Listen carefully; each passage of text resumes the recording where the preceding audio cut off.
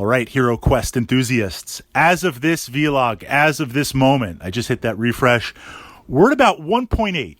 1.8. So we've unlocked a couple of stretch goals. We're pushing towards the secondary quest book, which I think would be really neat, because to have more quests in the base box is always a great thing. And then combining that over with the fan content that the community is going to create, a lot of the stuff that's already out there. I mean, essentially, we're never going to run out of quests, but having that production, that tie into the base box is always very welcome. We've got some extra dice.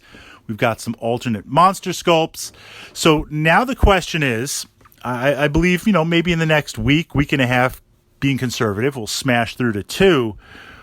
What is next? What is being outlaid next? And from what I've heard and from the rumors that I've seen, and of course I'm going to turn it over to you guys in the comments, a couple of other sculpts with some zombies and some alternate skeletons. We might get a bard type class. That I would always welcome, even if it's not particularly a character class that I would play. To have the miniatures and the theme and the artwork match, and to have diversity of characters, you can really never go wrong. In terms of a dungeon crawling type board game, I find, yes, the missions are what drives the game. I want to have lots of missions. And in terms of HeroQuest, we've got good core missions. If we unlock the 2.0, we get the second quest book. There is so much community stuff that's out there that, remember, this is a reprint. So all of that community content that's been curated, that's been guarded, that's been tested, that's been ranked to the best of the best, that's out there ready to download, print, and bind into an amazing little quest book. So I feel like, yes, I want more quests, but we're good on that side. Monsters, you always want more monsters. But the narrative of HeroQuest has those kind of monsters nailed down pretty well.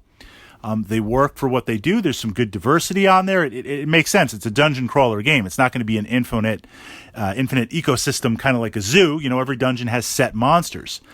The weak point from HeroQuest, and this is true of all dungeon-esque type board games, has been the player characters, the adventurers, the heroes. So you want massive diversity in that. You want to have different character classes. You want to have different ways to explore, because that feeds into the replayability and tactica of the mission. Not to mention maybe homebrewing and pushing it out to larger number of characters, because one of my number one rules of all board gaming is you always have a place at Fritz's table. I set the game up. You want to play. It only can do 4 players. Doesn't matter. We'll do 5. We'll do 6. We'll do 8. We've done Talisman, 15 players. I've done Zombicide Invader, Black Plague, 12, 13 players. It might not be balanced. We'll figure it out. So the more heroes, the better. So I'm hoping I'm hoping we'll get a few more. That would be easy enough for Hasbro to unlock. But the big kind of unknown, and I'm looking for confirmations literally right now. I've heard that they're going to open up distribution and shipping to other parts of the world. If they can bring Europe online, is that like 2 million right there? That's going to push things out.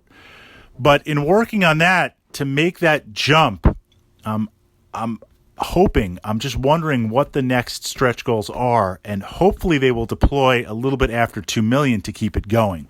In terms of another quest pack, look, I'd love that, because more quest pack, more miniatures, more story, more stuff to pull in. But I could be wrong, and I'll turn it over to you guys in the comments after this update. I really can't see that happening. I mean, it's a wish list, yes, but I can't really see that happening, because that is more of a production cost and an individual package and an individual coordination. It's easier just to throw in another miniature or throw in some alternate sculpts. Also, the payoff of what it would cost, would that really get more people to buy in? Buying in at the Mythic tier, they've already got your money. They're not going to increase the cost of it, so why would they throw on another quest pack for you? And I don't see the HasLab store being set up.